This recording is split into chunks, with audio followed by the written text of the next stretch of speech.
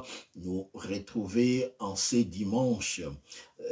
Soyez bénis et soyez heureux parce que la présence de Dieu dans nos vies nous permet de vivre la réponse de l'Éternel.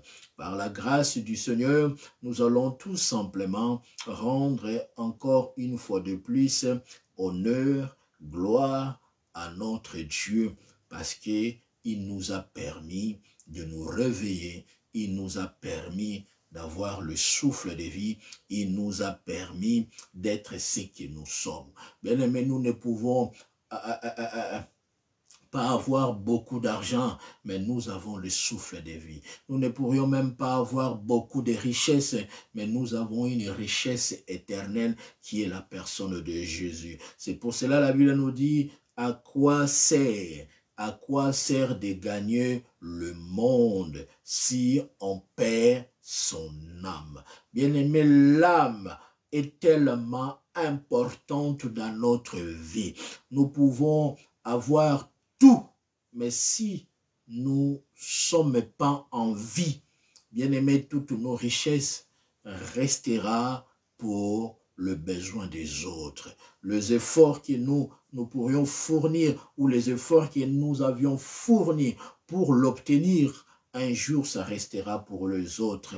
Parce que la seule personne qui peut récompenser les efforts que nous fournissons auprès de lui, même après notre mort, ce n'est que l'Éternel. C'est pour cela, bien-aimé, je lance cet appel pour dire à quelqu'un, bien-aimé, c'est beau bien, tous les efforts que nous fournissons pour que nos foyers soient meilleurs. Tous les efforts que nous fournissons pour que dans nos foyers, nous ne manquons de rien. Que dans nos comptes en banque, nous puissions avoir de quoi manger. Nous pouvons aussi fournir des efforts pour acheter des belles voitures, de parcelles. Bien aimé, c'est bien parce que c'est le fruit d'un travail. C'est bien, mais en aucun cas, après ta mort, tous ces biens-là te suivront dans le séjour des morts. Mais une chose que moi je sais, tous les efforts que nous fournissons à Dieu, même après notre mort, le Seigneur nous récompensera. Parce qu'après la mort, il y a encore une nouvelle vie.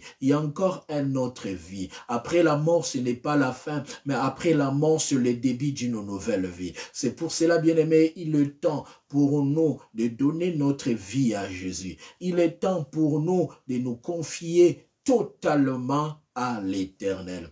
Par la grâce de Dieu, aujourd'hui, je vais aborder encore un autre sous-thème par rapport au thème que nous avons de ce mois de mars, de garder ce que le Seigneur nous a donné.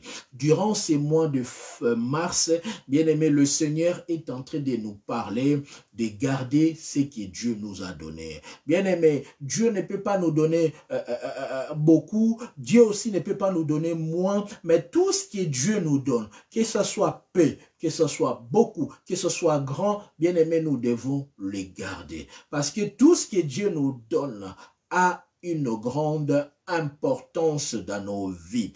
Tout ce que Dieu nous donne a de la valeur à ses yeux. Le monde peut nous donner beaucoup de choses à la fois. À la fin des comptes, les choses que le monde nous a données, c'est pour nous conduire à sa perte. Mais tout ce que le Seigneur nous donne, c'est pour préserver nos vies. Aujourd'hui, parce que nous avons un texte phare que nous sommes en train de lire, c'est dans le livre d'Apocalypse chapitre 3, versets 11 à 12. Apocalypse chapitre 3, versets 11 à 12. Aujourd'hui, le sous-thème que je vais intituler, c'est mon nouveau nom. Mon nouveau nom, une nouvelle appellation. Donc, par la grâce de Dieu, nous allons parler sur un nouveau nom. Je ne dis pas d'échanger de nom, mais je parle d'un nouveau nom. Et à travers ce message, le Seigneur va nous aider à comprendre parce que nous avons des noms qu'on a hérités de nos familles. Parce que le nom, c'est une... le nom incarne l'identité. Le nom expriment l'origine de la personne. Nous avons des noms que le monde utilise pour nous. Nous avons aussi le nom que la médecine peut utiliser pour nous. Nous avons aussi les noms, par exemple, un mari utilise après avoir séparé de sa femme. Nous avons aussi des noms qu'une femme utilise après avoir séparé de son mari. Tous les noms que les gens peuvent utiliser, il y a toujours un début, il y a toujours une fin. On a vu, bien aimé, qu'on a surnommé des noms aux gens. On a donné des noms aux gens parce que c'est par rapport à la situation que les gens ont été appelés par rapport à la réalité. Mais Dieu ne nous appelle pas par un nouveau nom à propos de notre situation, mais plutôt à propos de sa volonté. Tout ce que Dieu utilise, il ne l'utilise pas parce que nous avons une situation difficile, mais il l'utilise parce que Dieu voit et connaît notre avenir. Mon nouveau nom. Je vais lire la parole de Dieu dans le livre d'Apocalypse chapitre 3, versets 11 à 12. La Bible nous dit ceci. Je viens bientôt. C'est notre texte qu'on le lit toujours presque toute la semaine, mais le Seigneur nous fait sortir des sous-thèmes et des nouveaux thèmes pour l'édification du peuple de Dieu. La parole de Dieu nous dit ceci. Je viens bientôt. Tiens ferme ce que tu as, afin que personne ne puisse prendre ta couronne. Du vainqueur, je ferai un pilier dans le temple de mon Dieu. Il n'en sortira plus jamais. J'écrirai sur lui le nom de mon Dieu, celui de la ville de mon Dieu, la nouvelle Jérusalem, qui descend du ciel. D'auprès de mon nom, ainsi que mon nouveau nom. Parole du Seigneur. Donc, nous avons pris tout simplement la dernière phrase, là où Dieu parle à son serviteur, l'apôtre Jean, dans l'île de Patmos. Je vais encore commencer à expliquer le livre de l'Apocalypse est un livre qui a parlé de choses qui devraient venir. Le livre de l'Apocalypse nous a parlé aussi des choses qui ont été passées. Donc, le livre d'Apocalypse fait la liaison entre le passé, non le présent, mais le futur. Parce que notre vie d'aujourd'hui n'est pas seulement une vie de présent, mais c'est plutôt une vie de futur. Quand le Seigneur nous voit, il ne nous voit pas seulement aujourd'hui, mais il nous voit pour le lendemain, il nous voit pour le jour suivant, il nous voit pour le jour d'après. C'est pour cela, selon les textes d'Apocalypse que nous venons de lire, on nous parle, c'est que Christ nous dit, je viens bientôt. Comme je viens, la seule chose que Dieu nous demande, de garder tout ce qu'il nous a donné. Bien aimé, personne sur cette terre ne peut pas dire qu'il n'a pas reçu quelque chose de la part de Dieu. On n'a pas seulement besoin pour dire que ça, je l'ai reçu de Dieu parce que j'ai de l'argent. Non. Bien aimé, nous tous, premièrement, païens comme chrétiens, nous tous, nous avons reçu quelque chose de la part de Dieu. La première chose que nous avons reçu de la part de Dieu, c'est le souffle de vie. L'humanité qu'aujourd'hui nous admirons, le monde qu'aujourd'hui nous apprécions, en disant que oui, j'aime le monde, j'aime la terre. Bien aimé, la terre étant un fruit de l'amour de Dieu. Dieu nous les a donnés. C'est pour cela que nous habitons sur la terre. Personne ne peut me dire qu'il n'a jamais reçu quelque chose de la part de Dieu. Les arbres que nous voyons, c'est le fruit de l'amour de Dieu. Le ciel qui nous permet de percevoir la lune, les étoiles, le soleil, c'est un don que le Seigneur nous a donné. Donc, dans notre vie, nous ne pourrions pas manquer un sujet à l'honneur de Dieu. Parce que nous tous, nous avons reçu quelque chose venant de Dieu, chrétien ou pas chrétien, blanc, noir ou peu importe des couleurs, celui qui ne croit pas à Dieu ou ceux qui croient en Dieu, nous tous, nous avons reçu quelque chose venant de la part de Dieu. La terre, l'humanité. À part l'humanité, c'est le souffle de vie. Dieu nous a donné ce souffle de vie. Donc le but de notre message, c'est de préserver, c'est de garder jalousement le paix que le Seigneur nous donne. Il ne faut pas se dire que moi, pour garder, il faut en avoir beaucoup. Non. Ne fût-ce que un, ne fût-ce que deux choses, ne fût-ce que trois, le paix que le Seigneur te donne, bien-aimé, il faut le garder. Parce qu'à travers la chose que Dieu t'a donnée, ça te permettra à vivre encore de nouvelles choses de la part de Dieu. Parce que notre Dieu est fidèle et notre Dieu demeure toujours juste dans ses principes. Dans le texte que nous venons de lire et dans notre sous-thème d'aujourd'hui, mon nouveau nom, j'aimerais tout simplement dire à nous étant enfants de Dieu de faire très attention aux choses du monde et ses réalités. Parce que le monde et ses réalités enlèvent à nous ou arrachent dans nos vies ou volent à nous tout ce qui est de précieux que Dieu nous a donné. C'est pour cela dans le monde, nous voyons que beaucoup de personnes qui ont perdu le paix que le Seigneur les a donné.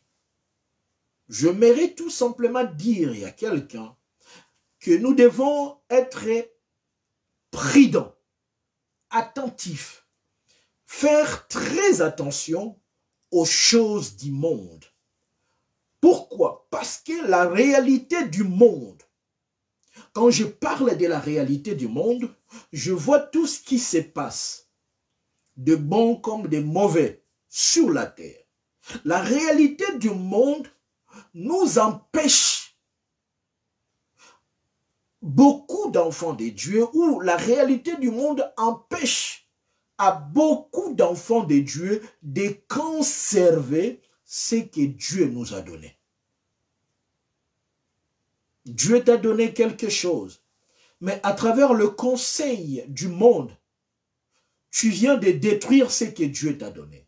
Dieu t'a donné quelque chose. À travers la réalité du monde, tu as préféré détruire par exemple ton foyer à cause de la réalité du monde. Dieu t'a donné des enfants. Mais à cause de la réalité du monde, tu préfères négliger ces enfants. Et c'est pour cela, bien-aimé, ce message d'aujourd'hui, pour un nouveau nom, la toute première chose de faire attention aux choses du monde. Bien-aimé, la Bible me dit ceci. Le monde et les choses qui l'entourent passera. Il passera. Dans le monde et les choses qui entourent le monde passera. De maison va passer. De l'argent va passer. La maladie va passer. La déception va passer. La joie, le bonheur que le monde peut présenter aux gens va passer un jour. C'est pour cela la Bible nous dit de faire attention aux choses du monde. La réalité du monde nous empêche de bien conserver ce que Dieu nous a donné. C'est pour cela que nous allons constater que une personne, à cause par exemple de l'argent que le monde l'a donné, l'argent a détruit la vie de prière de la personne. À cause peut-être de la gloire a détruit son ministère. Tout ce que le monde, la réalité du monde, nous empêche à conserver ce que Dieu nous a donné.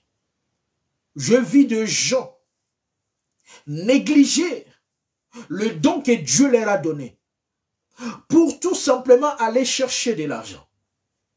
Je vis des gens, ils ont négligé tout simplement une petite famille que Dieu lui a donnée pour aller trouver une femme qui a de l'argent, qui a une position meilleure. L'homme a préféré de détruire son foyer pour courir derrière les richesses de ce monde. Aujourd'hui, bien-aimés dans le Seigneur, grâce à la technologie aussi, a poussé au cœur des gens de devenir sensibles à la futilité et au péché, plutôt à la fermeté. Bien-aimés, si nous voulons que Dieu change nos vies, si nous voulons que Dieu change nos noms, nous devons être fermes aux choses de ce monde. Nous devons avoir la fermeté sur des futilités. Parce que le diable est tellement, il est rusé, il a compris, il a ouvert une grande fenêtre qu'on appelle aujourd'hui la technologie. Et à travers la technologie, le péché s'est introduit. À travers la technologie, l'esprit des gens sont connectés à des choses futiles. Et que des gens sont attachés à la futilité à cause de la technologie. Parmi la technologie, nous avons le téléphone, nous avons tout ce qui est smartphone, nos tablettes. Et à travers cette technologie, on nous a fait sortir tout ce qui est des réseaux sociaux. En fait, le réseau social n'est pas mauvais, mais elle est devenue un instrument où l'ennemi permet aux gens de passer beaucoup plus de temps à des choses futiles à la place de méditer la parole de Dieu. Passer plus de temps à écouter des choses qui n'apportera rien dans son esprit, dans son âme et dans sa vie, à la place de négliger une vie de prière. La fermeté, pour que la technologie, pour que les choses et la réalité de ce monde ne nous ravissent pas notre couronne, nous devons être fermes. Et c'est pour cela que je dois d'abord commencer à définir qu'est-ce qu'est la fermeté. Pour que nous puissions apporter un nouveau nom selon Apocalypse 3, la seule chose que Dieu nous demande, c'est la fermeté. La fermeté est une force d'esprit qui affronte la diversité avec courage. Je vais répéter encore ceci. La fermeté est une force de l'esprit qui affronte la diversité avec courage. Donc, si nous sommes fermes, nous avons une force d'affronter la diversité. Parce que le monde d'aujourd'hui est rempli de la diversité. Et la diversité en soi n'est pas un péché. Mais elle est tout simplement un canal qui conduit les gens à ne pas être fermes dans leur vie. Or, celui qui n'est pas ferme dans sa vie, il doit céder aux réalités du monde. Celui qui n'est pas ferme dans sa vie, il ou elle est capable de perdre la couronne que le Seigneur lui a donnée. Bien-aimé dans le Seigneur, la couronne ou quelque chose que Dieu nous a donné, pour les conserver, pour les garder, ça demande de la fermeté. Si nous sommes faibles, le diable va commencer à jouer dans nos vies. Si nous sommes faibles, le péché va commencer à jouer dans nos vies. Si nous sommes faibles, le monde va nous manipuler de gauche à droite. C'est pour cela, bien-aimés, le nouveau nom que nous parlons aujourd'hui apparaît dans notre vie lorsque Dieu a trouvé à l'intérieur de nous cette force d'esprit pour affronter tout ce qui se présente devant nous. Non avec faiblesse, mais avec courage. C'est pour cela que je reste d'abord, avant de commencer à expliquer le nouveau nom d'Apocalypse, la fermeté. Sur votre vie de couple, sur l'éducation de vos enfants, il faut de la fermeté. Je ne parle pas de la fermeté étant comme être dictateur, non. Être trop dur, non. Mais il faut avoir un esprit de force. Parce que si on n'a pas la fermeté, bien aimé dans le Seigneur, la technologie, la réalité du monde, ils vont enlever à nous ce que Dieu nous a donné.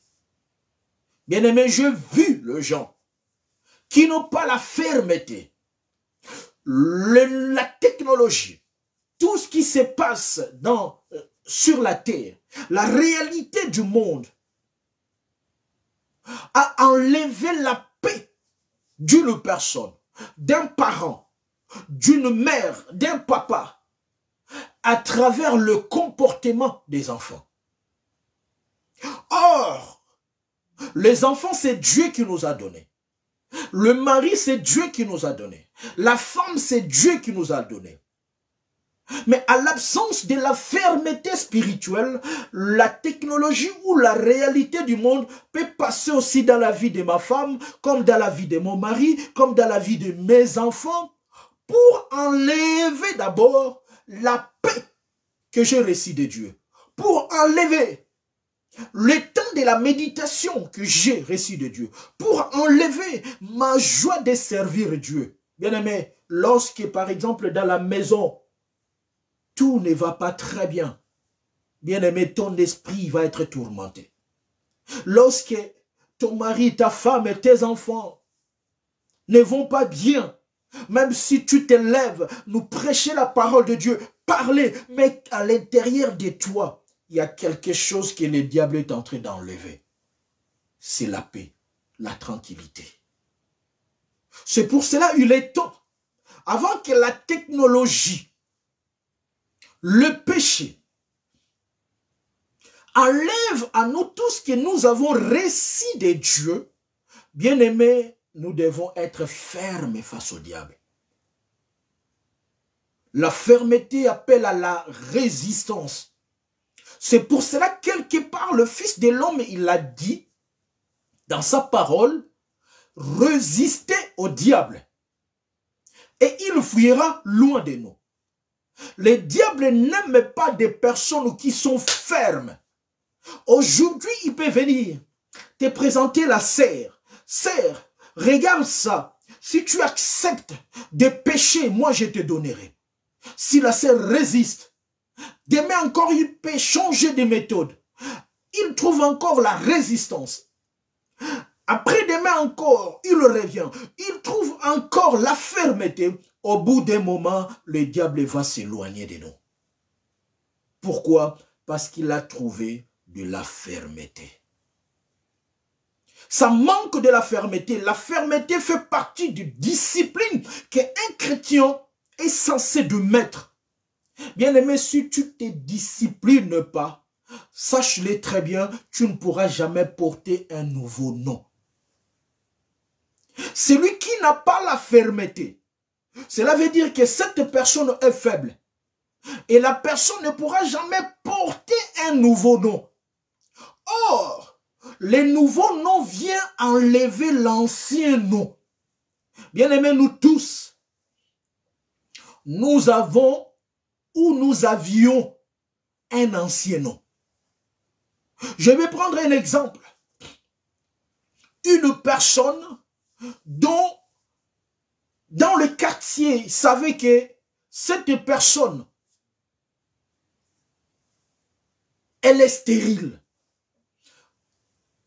On les colle sur le nom, la personne stérile. Mais le jour où Dieu l'a fait grâce, Dieu l'a couronné avoir un enfant, le monde ne peut pas l'appeler encore une femme stérile. Mais là, ils vont commencer à l'appeler avec un nouveau nom. Donc, c'est pour cela que j'ai dit ceci, que le nouveau nom vient enlever l'ancien nom que le monde nous a donné. Que la situation nous a collé dessus. Que le problème de la famille s'est attaché à nous. On sait que dans leur famille, il n'y a personne qui peut se marier. On sait que dans leur famille, à l'âge de 30 ans, ils perdent toujours des personnes. Là, c'est un nom ancien.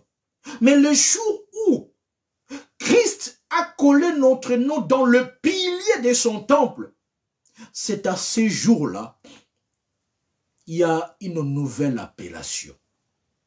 Donc, un nouveau nom veut dire tout simplement une nouvelle appellation.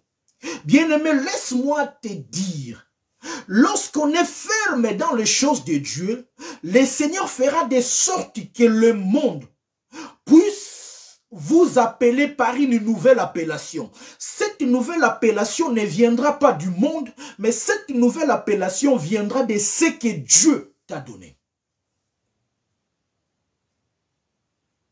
Parce que lorsque Dieu nous donne une nouvelle appellation, c'est à ce moment-là, le monde reconnaît réellement, ça c'est Dieu. Ça, c'est le Seigneur. Pourquoi? Parce que la nouvelle appellation de Dieu vient effacer tout ce que le monde nous a collé dessus. Pour que nous puissions avoir une nouvelle appellation, un nouveau nom dans notre vie, la base de toutes choses, bien aimé, c'est que je peux nous dire, la base de toutes choses, c'est la fermeté. C'est pour cela que je vais prendre un texte biblique d'un frère qui nous a montré sa fermeté face aux réalités du monde, face à des situations du monde. C'est le frère Paul. Lorsqu'il nous dit dans Romains chapitre 8, 35 à 39, il nous dit ceci. Qui nous séparera de l'amour de Christ? Est-ce que c'est la détresse? Parce qu'aujourd'hui, à cause du manque de la fermeté, la détresse a séparé la vie de beaucoup de personnes, de beaucoup d'enfants de Dieu. Ils ne prient plus parce qu'elle est dans la détresse.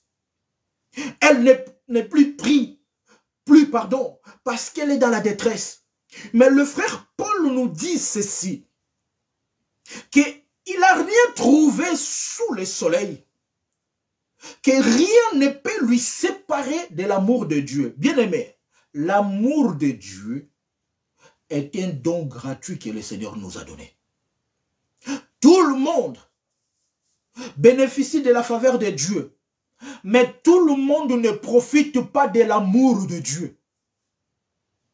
Parce que l'amour de Dieu s'est manifesté dans la vie de tous celles et ceux qui ont accepté Jésus dans leur vie. C'est à ce moment-là, l'amour éternel est venu demeurer dans notre vie. Il a dit que l'angoisse, la persécution, la faim, la famine, bien aimé, aujourd'hui, les choses de ce monde ont enlevé la fermeté dans notre vie. Il y a d'autres personnes, à cause du pain, elles ont accepté de pécher pour chercher, pour tout simplement avoir quelque chose à nourrir. Combien de personnes, des chrétiens qui sont venus en Europe, à cause tout simplement des papiers. Le papier les a séparés de l'amour de Dieu. Elle ou il qui était chrétien, devant Dieu, le Seigneur ne peut pas utiliser une nouvelle appellation dans sa vie parce que la personne a un autre nom. C'est l'ancien nom. L'ancien nom est attaché au péché. L'ancien nom est attaché à la tradition. L'ancien nom est attaché à tout ce qui est mal. Mais la nouvelle appellation de Dieu vient enlever à nous tout ce que le monde apporte pour que nous puissions nous séparer de l'amour du Seigneur.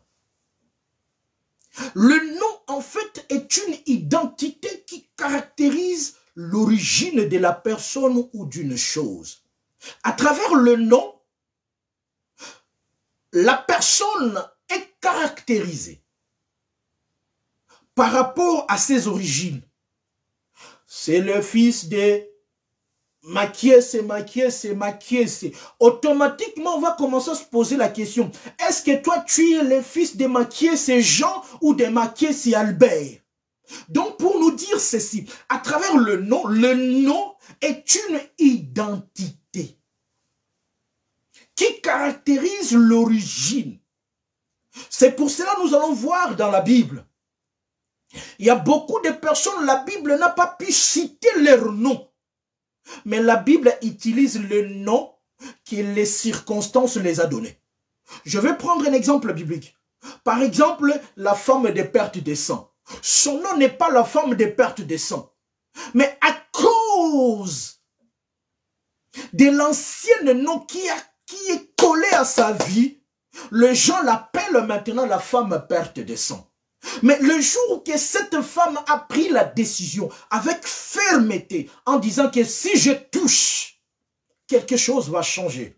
Le jour où cette femme a touché, bien-aimé dans le Seigneur, on ne l'appelait plus la femme perte de sang. Son ancien nom a disparu. Elle a revêtu maintenant le nom que Christ l'a porté, une femme guérie de sa maladie. Donc pour nous dire ceci, que nous sommes identifiés par rapport à nos noms. Et nous avons le nom biologique que les familles que nous portons. Je viens de tel pays, je viens de telle famille. Et nous avons aussi des noms que le monde nous a donnés. Lui, Azamutamela Mabanga, ça c'est le monde, ce que le monde nous donne. Et nous avons aussi le nom que la médecine nous donne. Pour toi, cette maladie-là reste collée dans sa vie. Et nous avons aussi une nouvelle appellation que Dieu nous donne. Bien-aimé, peu importe ce que la médecine peut utiliser, m'appeler avec le nom médical. Mais la nouvelle appellation de Dieu vient éliminer tout ce que le monde peut me donner. Tout type d'appellation que le monde peut nous donner. C'est pour cela, bien-aimé dans le Seigneur, de savoir que un nouveau nom ne vient pas d'un mari. Bien-aimé, j'ai vu une femme, elle était contente de porter son nouveau nom, le nom de son mari. Madame Jean Jacob, par exemple. Bien-aimé, la femme, elle pensait que porter le nom de Madame Jean Jacob fera de lui ou enlèvera dans sa vie la stérilité. Malgré elle a porté le nom de son mari, mais cela n'a pas enlevé des réclamations familiales. Donc pour dire que peu importe le nom que nous pouvons porter de ce monde, n'a aucun pouvoir de changer la situation de nos vies si ce n'est que le nom de Jésus-Christ. La nouvelle appellation vient tout simplement lorsque nous avons pris l'engagement avec fermeté d'accepter l'appellation que Dieu nous appelle, que Dieu va utiliser. C'est pour cela que je dis, les nouveaux noms, lorsqu'on parle des nouveaux noms, il y a un ancien nom. Bien-aimé, ne restez pas dans l'angoisse Parce qu'aujourd'hui, on t'appelle par un ancien nom. Ne restez pas dans l'angoisse parce que dans le domaine médecine, on t'appelle toujours sur cette maladie. Mais il y a quelqu'un sur la croix. Il a payé le prix de son sang afin que par le sang de Jésus, que les malades soient guéris. Aujourd'hui, tu es appelé, la médecine te donne que toi, tu es maladive. Tu es maladive. Mais lorsque Christ vient, il change ce nom-là maladive à un nom guéri, à une personne guérie. Même le médecin qui ont diagnostiqué en disant que toi, tu vas rester comme ça. Le jour où Dieu t'appellera par une nouvelle nom, tu retournes chez eux, ils vont être étonnés en disant, qu'est-ce qui s'est passé? Parce que la nouvelle appellation de Dieu permet que votre vie soit attachée à un pilier dans son temple. Bien-aimé, reste au service de Dieu. Reste au service de Dieu. Même si tu n'as pas de résultat aujourd'hui, accroche-toi au service de Dieu. Parce que la seule personne qui peut enlever la honte de notre ancien nom, ce n'est que Dieu. Ce n'est que Dieu, bien-aimé. Ce n'est que lui.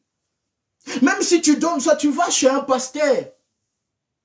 Bien-aimé, un pasteur, il peut tout faire. Mais celui qui déclenche une nouvelle appellation, ce n'est pas un pasteur. Ce n'est pas un berger, ce n'est pas une servante de Dieu, mais celui qui déclenche une nouvelle appellation, ce n'est que Christ.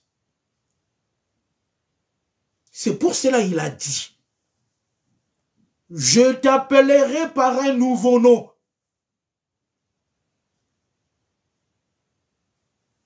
C'est pour cela, si nous regardons bien dans la Bible, nous allons nous rendre compte que chaque personnage biblique, il a commencé à appeler Dieu par un nouveau nom en fonction de ce que Dieu a fait. Abraham a utilisé Jéhovah Jireh parce que Dieu a pourvu aux besoins d'Abraham là où il voulait tuer son enfant, mais Dieu a sacrifié Christ. Le nouveau nom vient changer l'identité de la personne. Lorsque Dieu nous appelle par un nouveau nom, c'est un changement de statut. Je quitte la maladie pour la guérison. Je quitte le célibat pour être marié. Je quitte une personne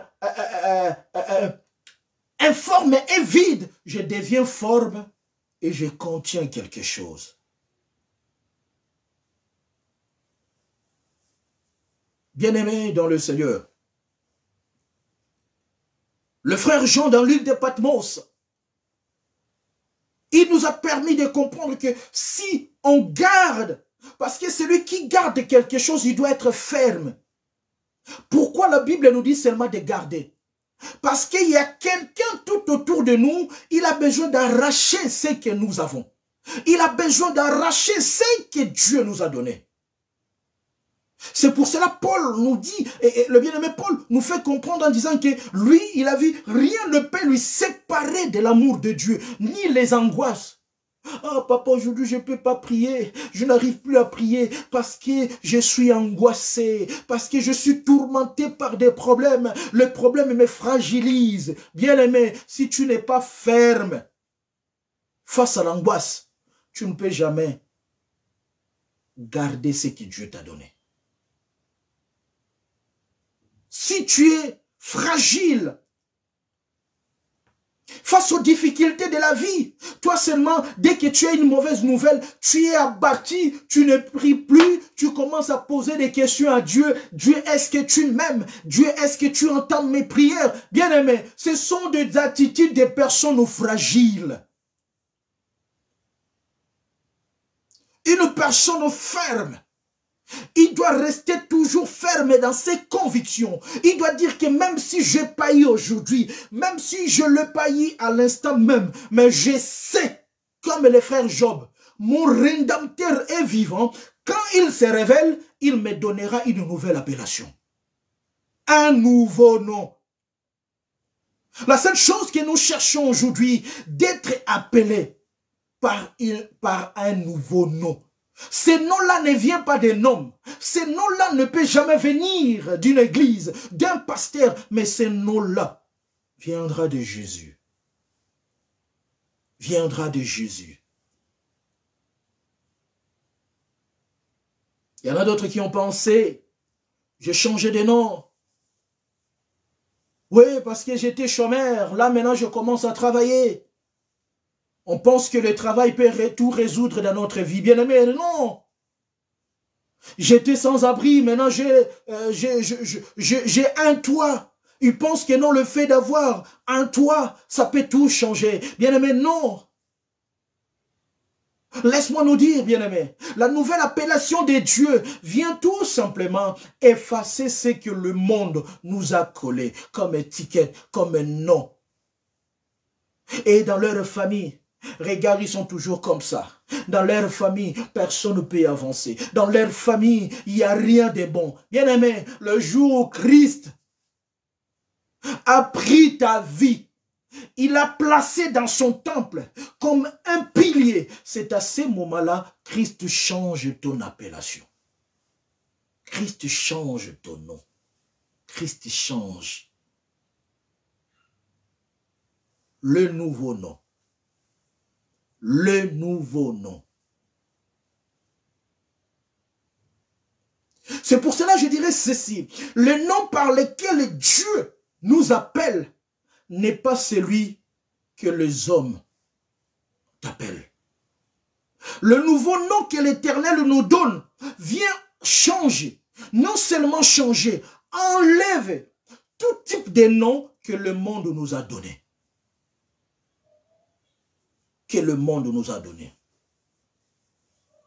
Et lorsque le nouveau nom de Dieu apparaît dans notre vie, le Seigneur fait de sorte que les gens puissent changer de langage et que le nouveau nom de Dieu surprend toutes les analyses que les gens ont pu faire parce que quelque part, il y a une nouvelle appellation. Bien-aimé, c'est pour cela, moi, je me dis, les gens, ils peuvent parler, ils peuvent utiliser tout type de noms. Bien-aimé, aussi longtemps, leurs appellations n'ont pas d'impact dans sa vie. Il ne peut jamais changer. Mes cheveux blancs, cheveux noirs, bien-aimé, leur nom n'a pas d'impact. Moi, je m'accroche à l'appellation que Dieu utilise dans ma vie. Et papa, regarde les gens, ils parlent le mal de moi. Bien-aimé, il peut te donner un nom aujourd'hui. Mais demain, quand Dieu va se révéler dans ta vie, ils vont changer d'avis. C'est pour cela, une nouvelle appellation de Dieu vient enlever et surprendre tout ce qui est à nous. C'est pour cela que je vais prendre encore un autre texte, qu'on avance vraiment vers la fin de notre message. Jean chapitre 9, versets 8 à 12. Nous allons voir comment Dieu a changé l'appellation d'une personne. Jean chapitre, l'évangile de Saint Jean, chapitre 9, versets 8 à 12. Que nous dit la parole du Seigneur? Ses voisins et ceux qui l'avaient vu mendier auparavant disaient, bien-aimé, il y a des gens qui t'ont vu auparavant, ils vont dire, n'est-ce pas celui qui se tenait assis et qui mendiait?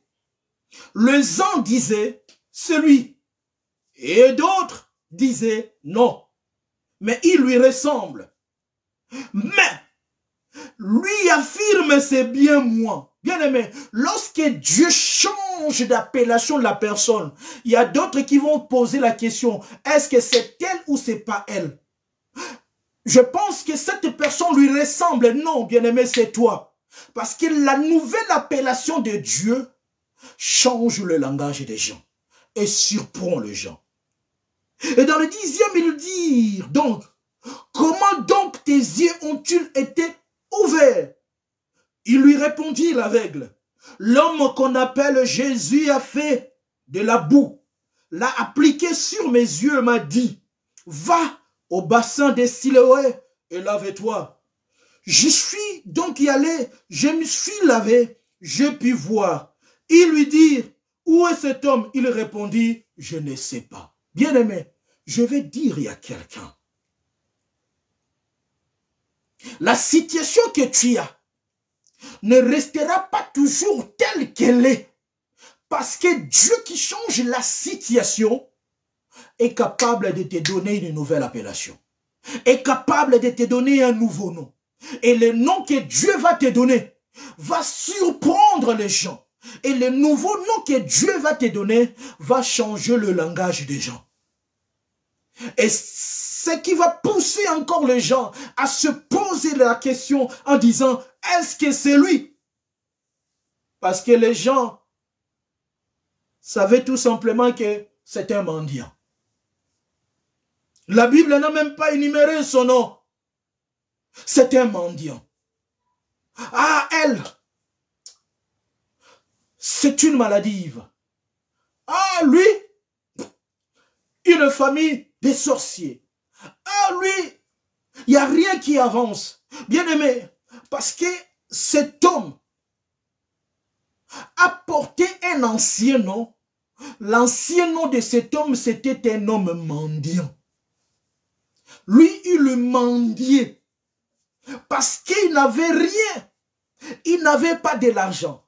S'il ne mendiait pas, il ne peut pas manger. Parce qu'en plus, il était malade.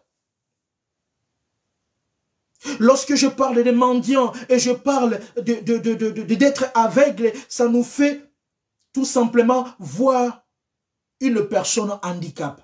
Une personne qui a des défauts. Nous tous, nous avons des défauts d'une manière ou d'une autre. Nous avons des défauts spirituels. Nous avons des défauts physiques. Nous avons des défauts comportementaux. Nous avons plusieurs types de défauts. Les gens restent tout simplement sur les défauts des autres. Elle parce qu'elle parle beaucoup. Elle parce qu'elle parle beaucoup. Elle parce qu'elle fait ceci. Mais le jour où Dieu a croisé cet homme, que la Bible n'a pas donné le nom, mais la seule chose que la Bible nous a donné son nom, il avait ces deux noms, mendiant et aveugle.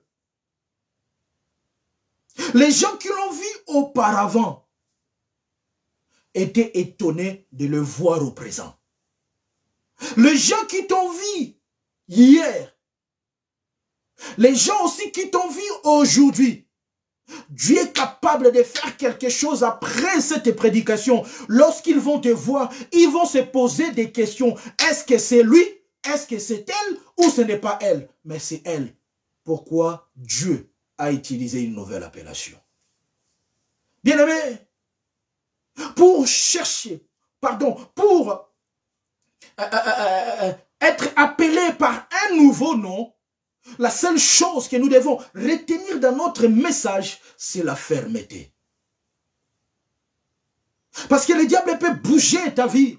Le diable peut bouger ton foyer. Le diable peut te bouger ton ministère. À cause d'un homme, à cause d'une femme, à cause des enfants, on reste toujours ferme.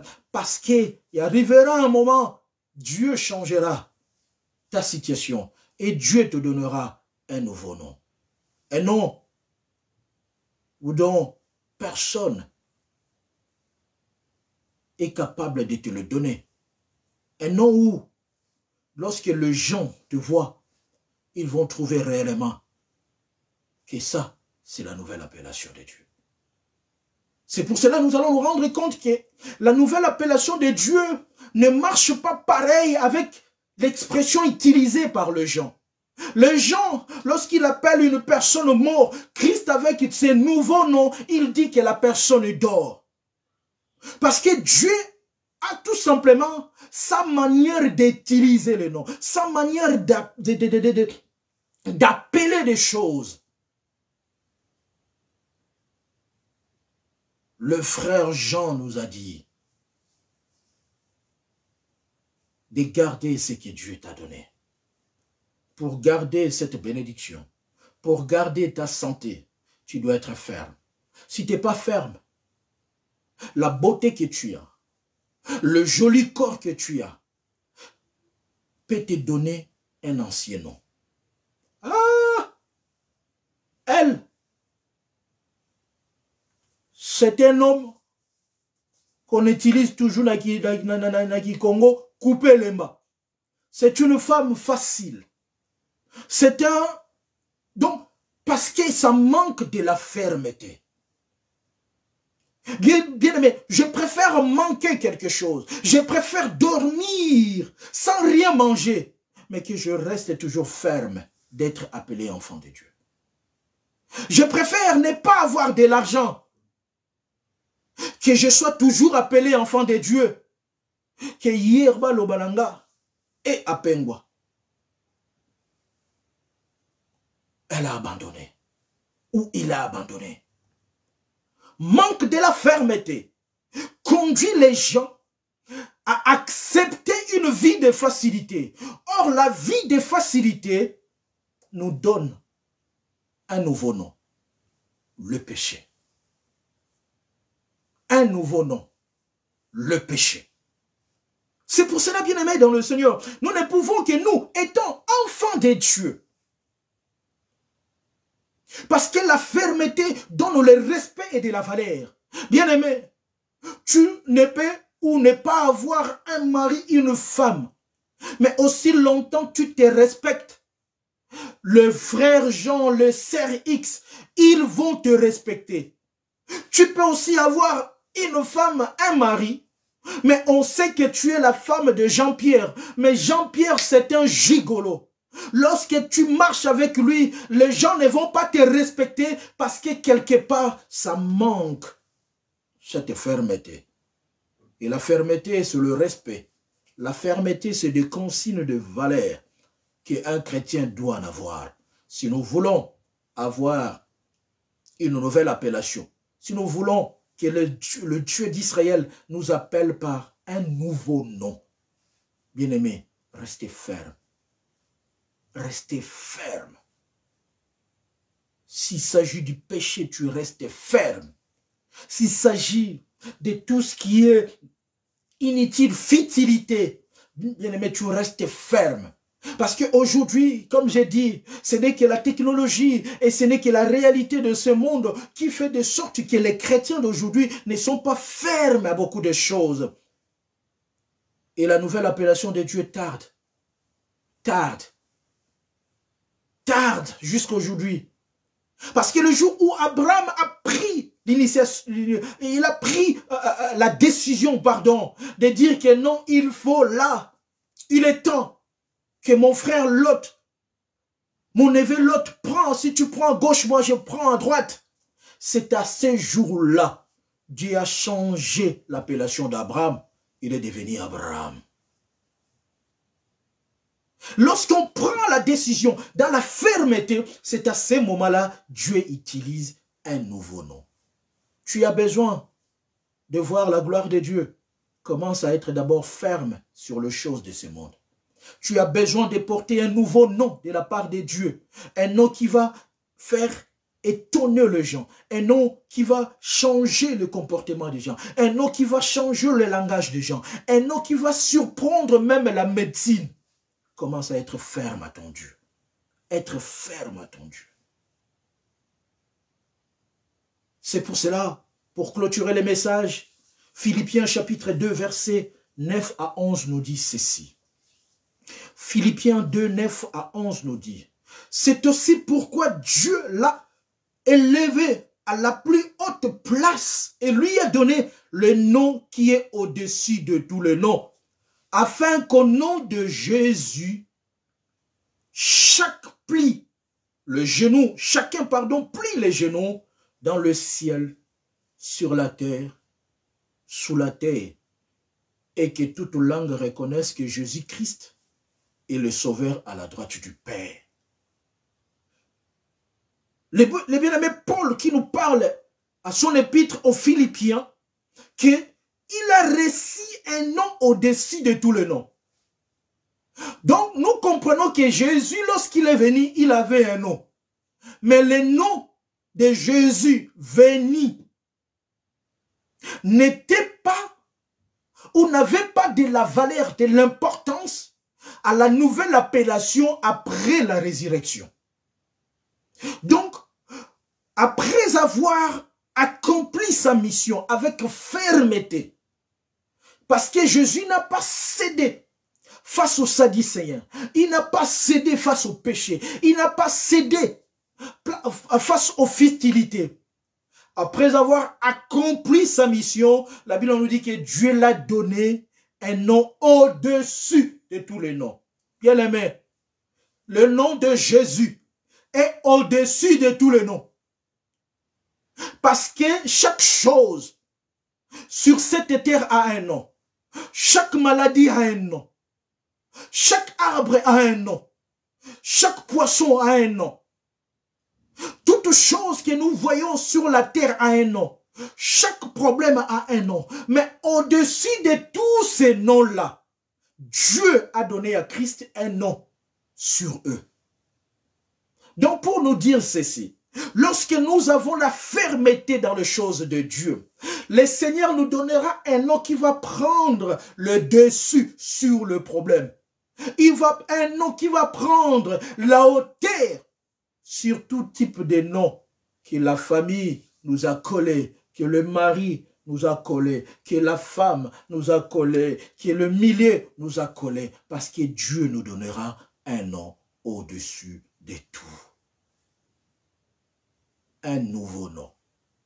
Pour avoir un nouveau nom, pour que Dieu t'appelle par une nouvelle appellation, bien-aimé dans le Seigneur, la seule chose, rester ferme. Même les gens viennent te dire quelque chose pour te déstabiliser. Reste ferme à ton Dieu. Même si on te présente l'opportunité en péchant, tu restes ferme. Même si on te dit, si tu veux que je te donne ça, commets un péché, bien-aimé, reste ferme. Ce Dieu-là te donnera un nom au-dessus de tout. Et la nouvelle appellation de Dieu vient tout simplement pour changer, modifier. C'est pour cela, lorsque Dieu utilise son nouveau nom, le nom que nous portons de la famille change. Comment c'est passé? Comment c'est arrivé? Parce que c'est Dieu qui l'a fait. Bien-aimé, j'aimerais tout simplement dire à quelqu'un, si nous voulons que Dieu nous donne un nouveau nom, restons fermes. Fermes. Parce qu'il y a d'autres situations, circonstances que nous traversons.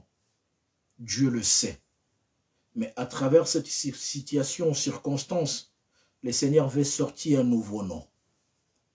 Et le nom en question changera le langage des gens. Le nouveau nom en question viendra surprendre l'intelligence des gens. Que le Seigneur bénisse sa parole et que Dieu nous bénisse. C'était le message que Dieu m'avait mis à cœur de partager avec nous. Là où nous sommes bien-aimés dans le Seigneur, nous allons prier. Nous allons prier à Dieu. Que le Seigneur te donne de la fermeté pour avoir un nouveau nom. Là où les gens cèdent, toi tu dis tu ne céderas pas.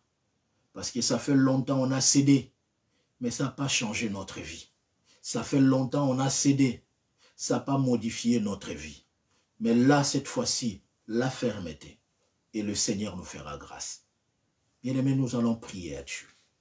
Nous allons implorer sa grâce et sa faveur. Que le Seigneur des armées nous fait grâce. Qui nous donne cette fermeté. Face à des appellations anciennes qui est attachées au péché. Que l'ennemi veut toujours que nous puissions être appelés par des anciens noms qui n'a pas pu donner gloire à Dieu. Mais Dieu nous donne cette fermeté afin d'avancer et de porter une nouvelle appellation aux yeux de Dieu. Élevons nos voix et nous prions dans le nom de Jésus. Merci, Papa. Merci, Jésus. Merci, mon Yahweh. Papa, je te rends gloire et grâce. Merci pour cette faveur que tu, éternel, notre Dieu, m'as permis. Papa, à être ferme, Jésus, pour que mon nom change à une nouvelle appellation de Dieu, afin que, Seigneur notre Dieu, ton Église apporte une nouvelle appellation à tes yeux, afin que tes enfants, ton peuple, oh Jésus, apporte une nouvelle appellation. Seigneur notre Dieu, je veux que nous puissions être fermes, fermes dans la vie spirituelle, Jésus, fermes dans la vie sociale, la fermeté dans la vie de nos enfants, l'éducation de nos enfants, la fermeté, Seigneur notre Dieu Jésus, face au Yahweh, à la technologie et les choses de ce monde.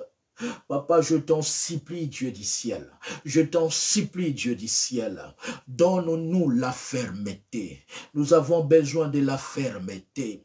Nous avons besoin de la fermeté. Nous avons besoin de la fermeté. Je te bénis, Dieu du ciel. Je te rends gloire au Père céleste. Papa, de ces messages, Dieu, de ces messages, mon Yahweh, de ces messages, oh Papa, sois honoré, sois béni. Sois exalté, sois célébré. Béni sois-tu, les dieux de toute grâce. Merci pour tout. J'en profite à bénir ton peuple, à bénir le reste de ces dimanches.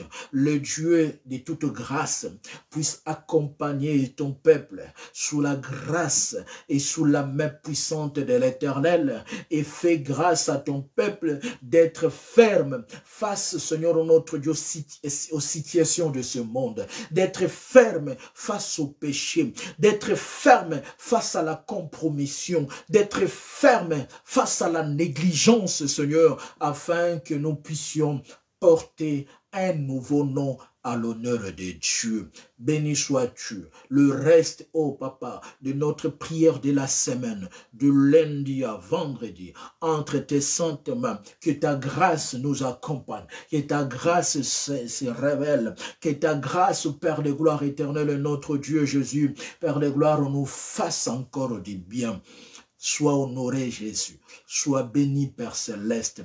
Merci pour tout. Merci pour ton amour. Je bénis la participation de ton peuple. Je bénis ceux qui n'ont pas pu encore avoir l'opportunité, mais qui peuvent aussi, Seigneur notre Dieu, le regarder après. Que le Dieu de toute grâce continue à travers le Saint-Esprit, enseigner encore à ton peuple. Enseigner encore à ton peuple. Sois honoré, Jésus. Sois béni, Père céleste. Sois exalté.